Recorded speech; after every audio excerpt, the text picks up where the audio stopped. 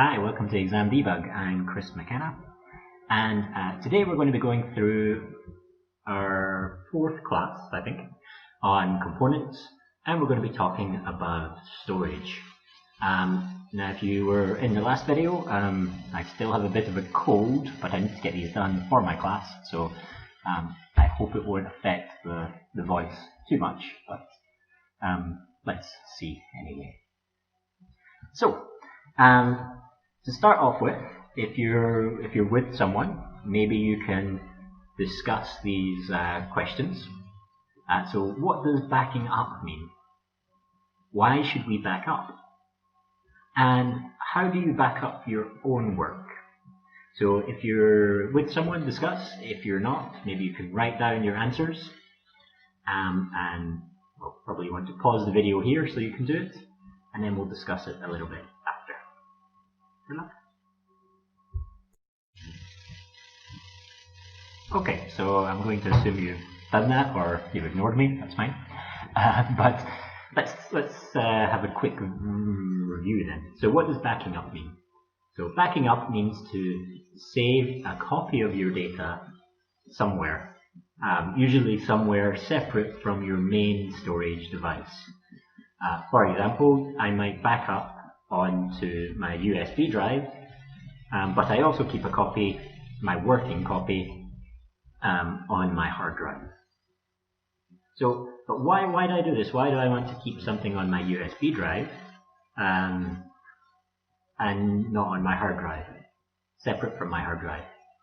Well, the obvious reason is that my hard drive might get damaged. Something might happen to that file, and so I need a backup file in case there is a problem.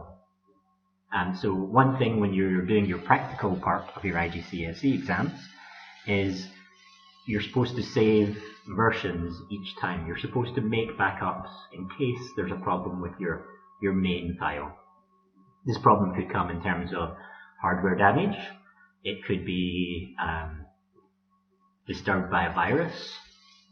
You could also, although it's a slightly different thing, talk about versioning. So sometimes you want to roll back to an earlier version, but this is slightly outside of the backing up kind of area. Okay, and how do you back up your work? Well, for me, it depends. So if it's something that's going to be if it's something that I'm going to be working on in multiple places, usually I'll back up to the cloud. So I have I'm not saying too much, I'll say many. I have a Google Drive and a Dropbox account, so please don't hack them. But this is where I keep a lot of my backups on there. And for day-to-day stuff, I also have a USB drive for maybe short-term backup. But for keeping things long-term, usually I'll upload it to the cloud. And the reason I do that is I could easily lose my bag, for example, which would have both my laptop and my drive in it, or if someone broke into my house, it's possible they would get both of them. There's lots of different reasons, but I find the drive to be more accessible because I can access it from any place. As someone who travels a lot, as someone who moves around the world a lot, it's very useful for me to have that kind of backup available. Okay, so that said, we're not going to be talking about the cloud so much. We're going to be talking about these physical storage devices, although, of course, the cloud does have a physical aspect to it. So there are three main types of storage.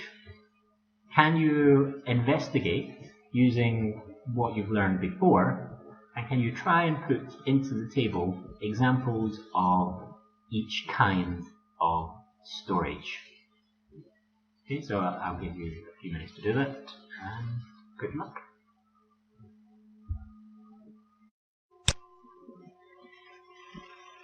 Okay, so hopefully you've come up with some ideas. So let's just take these ones here. So a CD would be an example of optical. A hard drive would be an example of magnetic, and a pen drive would be, or a memory stick would be an example of a solid state drive, or solid state storage.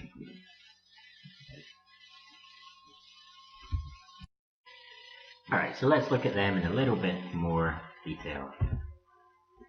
So magnetic storage is storing the ones and zeros, if you like. So hopefully you've done binary at some point, but if not, you should understand that the information, the data that's stored in your computer is represented in the series of ones and zeros. So what happens with magnetic storage is it has magnetized, in a very small scale, I should say first, it has magnetized and non-magnetized areas. So when the reader comes over this, if it's magnetized, for example, it will count as a 1. If not magnetized, it will count as a 0. So from this, it can know whether or not it's a 1 or 0, and that's ultimately just the way it's stored. But it's quite impressive, the scale that we're talking about. This is very tiny. So it's called magnetic storage because it uses magnetization in order to store the data.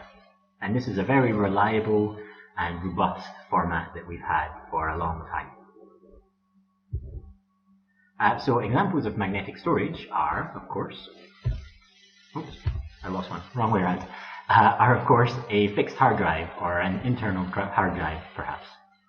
And these are the most common ones you're going to find in a normal computer, or normal desktop computer.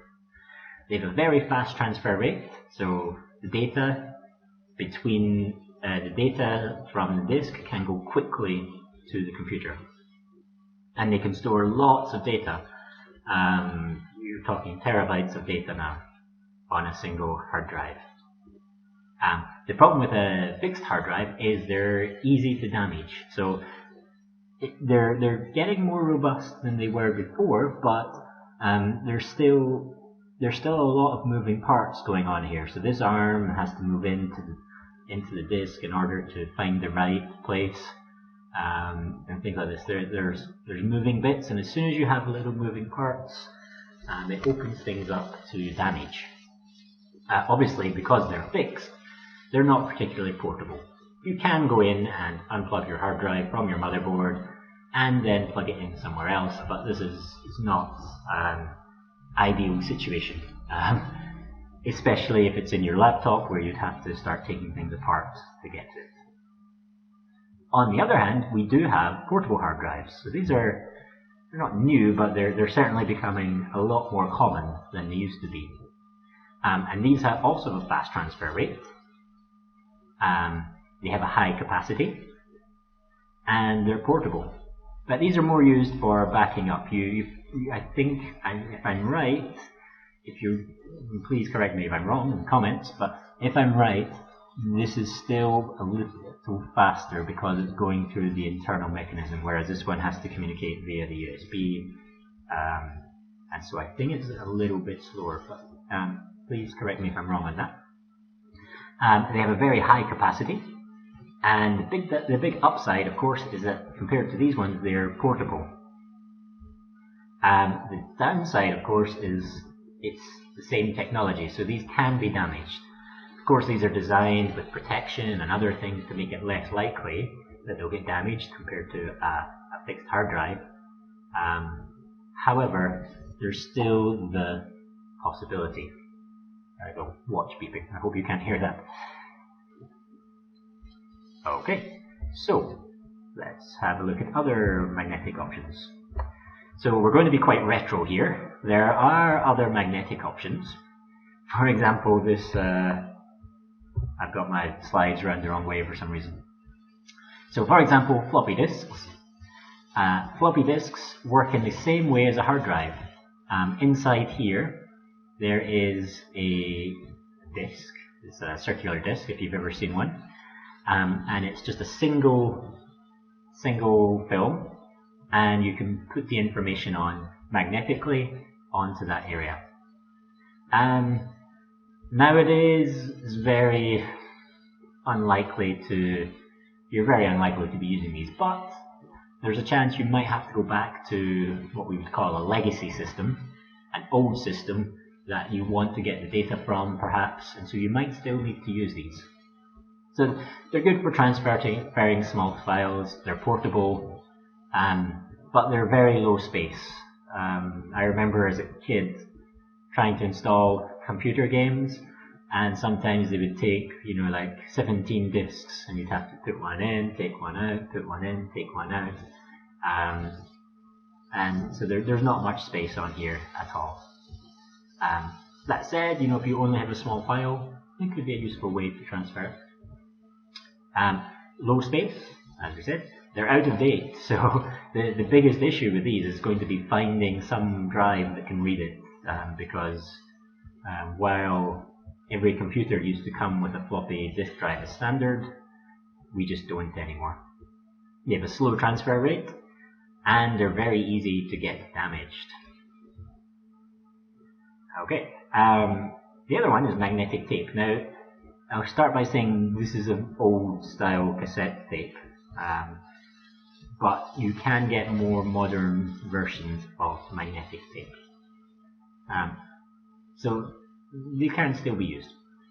Magnetic tape has a fast transfer rate, it's often cheaper than a hard drive, and it's portable. So usually these are quite good for, like storing, say like recording videos over a period of time, say in a shop or something like this. The downside is they have serial access. So serial access means we can't just turn the tape to the middle and start getting the data off. If we wanted to access the data, we'd have to start perhaps at the beginning of the tape and work our way through it to find where the file is. Now, if you wanted to update a tape, what you would have to do is have this tape and have, say we had a tape on this file, we have a tape on that file, and we want to add this tape to the middle. We would need a third tape to copy the data onto. So you'd start playing this one. When it gets to the place you want to save it, you'd start importing this one, and then stop this one and start this one again. So you would need multiple tapes in order to make an update to the data.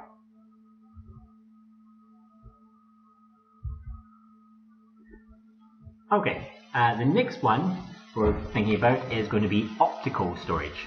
So again, optical storage, as you'll see, also works on this 1-0 principle. And so all of them do, basically, and that's the way computers store data. But opticals work using lasers. So if you think of this as the surface of the disk, so the laser, so when a CD is made, it writes onto, it burns tiny little holes into the disk. So what happens is that when you try to read it, the laser fires onto the surface.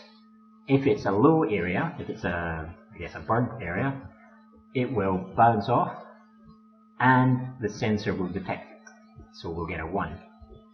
However, if it's an unetched area, then it will not bounce off in the direction that we want, and so the sensor will return a 0.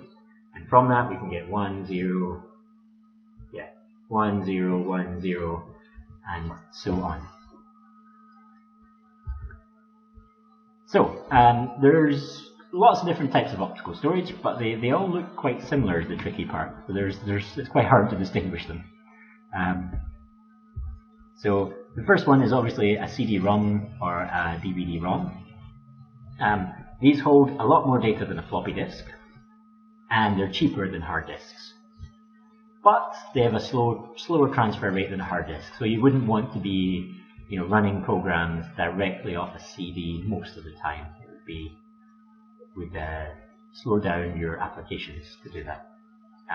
But they're quite good for backup. So if you want to back something up, a CD or a DVD-ROM is still quite a good way to do that. Oh yeah, and of course you can't write to these. Yeah, once you've made the CD, that's it. It's done. Okay. However, what they then came up with are these CD RW and DVD RWs, and these can be reused. So once you've burnt your thing onto the CD, you can rewrite it. Although there is a limited number of times, I believe, that you can rewrite them. And you can append further data. So one of the big hassles of CDs, for me, is you put some things on it, you finalize the CD creation, and then you remember, oh, I've got one more file to put on there. Cannot. Whereas if you had that with this, the CD RW, you could. However, they're more expensive than normal CDs. Okay, one of the sort of newer ones, though, is a DVD-RAM. So these can do many rewrites. So as I mentioned with these, they can be reused, but they can only be reused a certain number of times. For the DVD-RAM, you can do a lot more rewrites onto it than you can with CD-RW. They have a very large capacity, and they have super fast access. So more than a CD or DVD. The downside is, one of the major upsides is you can write and read it at the same time. So for a while, these can be used, I believe, for say like recording a movie or recording television onto it and then watching television off it at the same time. I don't think they're used in TiVos though, or things like this. So you may want to investigate that. Does a TiVo use DVD-RAM? I don't think they do. I think but it could be used in a similar way that you could watch and record television, like pause and play at the same time. So maybe think of it in that sense. But they're a lot more expensive than DVD. Okay, our next one then is Blu-ray. So Blu-ray is very similar to DVD and CDs, or same idea. It's just that the storage capacity is much more. So on the same size of disk, our technology is getting much better, and so we can now store more data on a single CD if you have the right type of reader. So you can't read this in a normal CD drive, you need a specific Blu-ray drive. So these are the largest optical capacity at the moment, and they have a fast transfer rate. But of course they're more expensive than a normal DVD. Okay, and our last type that we're going to look at is solid state storage. So solid state storage is stored on a microchip. So like this is an example of I think this is inside of a solid state hard drive.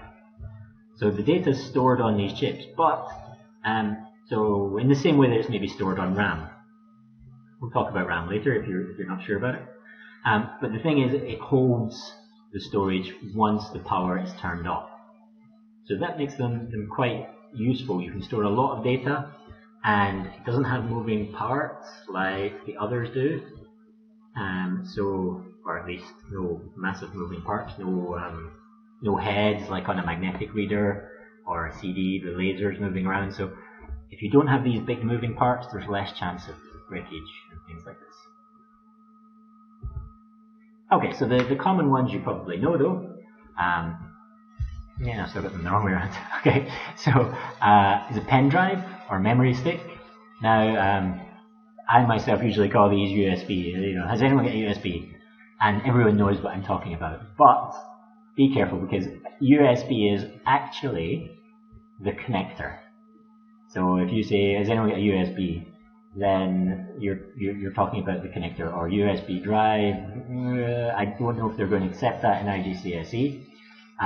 The ones in the books that we have say pen drive and memory stick, and that's the books from Cambridge. So in our school, we're just going to go along with pen drive and memory stick to make sure we get the points. I don't think you're going to take points off for saying USB drive, but you've got to be careful. So anyway, these, as I'm sure you know, are very portable.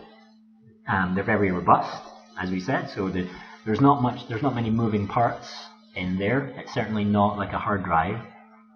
So that it's not going to crash into the reader and cause damage in that sense. Although they do break, they're not indestructible. But they're quite robust. You can carry them about in your pocket and not worry about it getting damaged too much. And they have a high storage rate. So I can't remember what we're up to with these now because it keeps getting larger and larger. But 4 gigabytes I think is pretty small. I think I'm using 16 gigabytes, but I think I saw 64 the other day. Anyway, there's lots of space on these. Downside is they're easy to lose. I mean, really, that's not the fault of the drive, but you know, because they're quite robust, we carry them about in our pockets, but it's very easy to lose. And they can be expensive. I think the 64s I seen the other day, I can't remember the price, but we were also comparing them to external hard drives, and you know, per gigabyte you would save a lot of money buying a large hard drive, say like a terabyte hard drive, than you would buying a pen drive with this, you know, buying pen drives equal to the same capacity. So they're still quite expensive, but they are getting much cheaper, as I'm sure you know, especially for small ones. I mean, you know, a lot of companies give them away now, the small ones, you know, as ways to sell their companies and things like this. Okay, the other one, which again works in the same way to some extent, but the big difference is it doesn't have this universal serial bus connector. It doesn't have the USB on it. Is flash memory. So we usually use this in cameras. I think my MP3 player uses it.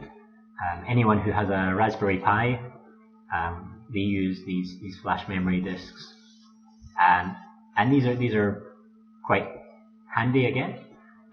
They're portable, they're robust, high storage, same things here, but they can be expensive.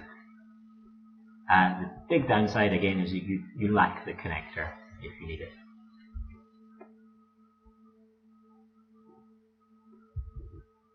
Okay, so that's all the storage devices that's the main ones that we need to know. So again, let's try and answer some questions on them. So, which storage medium would you use in the following situations and why? So a daily system backup for a small company, a student and their schoolwork, and a company database for a law firm.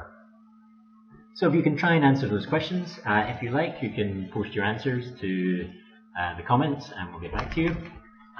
Or if you have any other questions, please let us know. So the same as last time, we need to know what they look like, how they're used, advantages and disadvantages, and suitable situations to use them.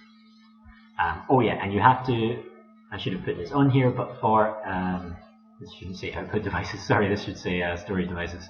It's just because I've copied and pasted. So I should have put on here as well that, what was I going to say? Oh yeah, you need to be able to identify which type of storage it is. So a Blu-ray is what kind? A Blu-ray is optical. A cassette tape or a magnetic tape is obviously magnetic. A flash disk is solid state. So you have to be able to group them into the correct categories. Apologies for this error. I'll try and fix this for the class. Okay, great. So if you have any questions, please post below. Please subscribe, like, do all these other things. and good luck with your exams.